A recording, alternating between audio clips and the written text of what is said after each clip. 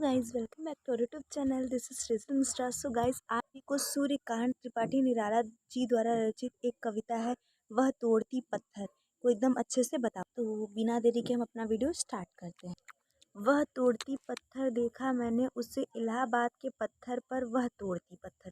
तो यहाँ पे कवि सूर्यकांत त्रिपाठी निराला जी कहते हैं कि जब वो इलाहाबाद पे गए तो वहाँ पे उन्होंने एक स्त्री को क्या करते हुए, पत्थर तोड़ते हुए देखा, और उसी का पूरा वर्णन इस पूरी कविता में उन्होंने किया है। तो वही मैं आप सबको बताती हूँ। फिर वो कहते हैं, कोई न छायादार पेड़ वह जिसके तले बैठी हुई स्वीकार, श्याम तन भर बंधा यौवन नत नयन प्रिय कर्म रत मन, गुरु हथौड़ा हाथ।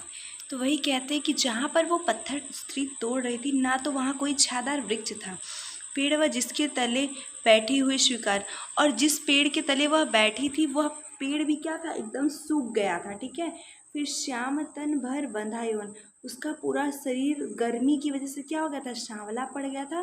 भर उसका पूरा शरीर यौवन से क्या था, बंधा था।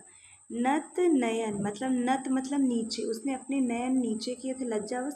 प्रिय कर्म रत मन, और उसका मन क्या था, उसके कर्म में रत था, मतलब लीन था। ठीक है।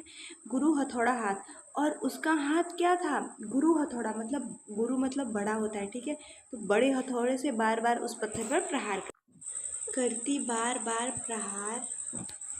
सामने तरु मालिका अटार्टिका प्रकार, और उसके सामने तरु मतलब पेड़, और बड़ी बड़ी अटार्टिका, अटार्टिका मतलब पहाड़ यहाँ पे लिया गया, तो बड़े बड़े पहाड़ की श्रृंखला थी। ठीक है। चढ़ रही थी धूप गर्मियों के दिन में, और गर्मी के दिन में क्या हो रही थी, धूप चढ़ रही। दीवा का तमतमाता धूप रूप, उठी झुलसाती हुई लू, र्यूं जो जलती हुई भू, गर्द चिंगारी छा गई, प्राय हुई दोपहर वह तोड़ती पत्थर। ठीक है।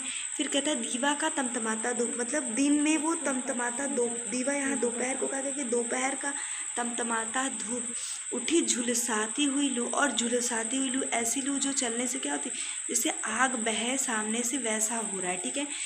रुई जो जलती हुई भू, भू मतलब यहाँ जमीन है तो धरती है। ठीक है।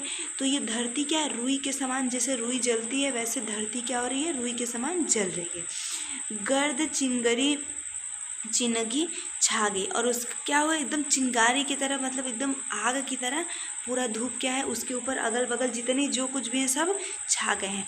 प्रायः हुई दोपहर वह तोड़ती पत्थर, और फिर से दोपहर, और भी मतलब मध्य दोपहर हो गया है, और फिर भी वह अपने कर्म में क्या है, रत है। ठीक है।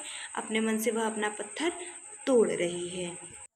फिर आगे कवि कहते, देखते देखा मुझे तो एक बार, उस भवन की ओर छिन्न तार, देखकर कोई नहीं देखा मुझे उस दृष्टि से, जो मार खा रोई नहीं, सजा सहज सितार, सुनी मैंने वही वह नहीं, जो थी सुनी झंकार। फिर वही जो कवि होते हैं वो कहते हैं कि देखते देखा मुझे तो एक बार, उसने मुझे, मैं उससे देख रहा था बार बार, तो उसने मुझे देखा कि मैं उसे बार बार देख रहा हूँ। उस भवन की ओर छिनतार, मैं जिस भवन के पास था उस समय उधर के मतलब तरफ उसने देखा, देखकर कोई नहीं देखा मुझे उस दृष्टि से, मतलब उसके एक बार देखने के बाद उस दृष्टि से मुझे उसने दोबारा नहीं, जो मार खा रोई नहीं, सजा सहज सितार, सुनी मैंने नहीं, जो थी सुनी झंकार, मतलब ऐसी थी जो मार खाकर भी नहीं रो रही थी, मतलब कर्म से मारे हुए भी वह रो नहीं रही थी, सजा सहज सितार, और वह एकदम कर्मरत थी, बहुत ही ज़्यादा क्या हो रही थी, वह